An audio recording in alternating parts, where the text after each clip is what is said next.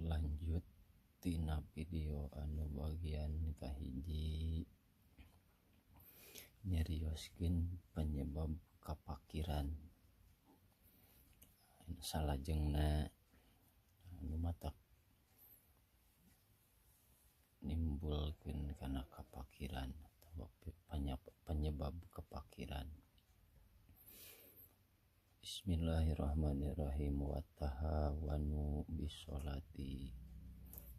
Jeung saterusna nu matak ngawaris kana kapakiran at-tahawanu bisolati, nganggap enteng kana salat. Wahiyatatu saubi, jeung anu matak ngawaris kana kapakiran di antarana khiyatatu saubi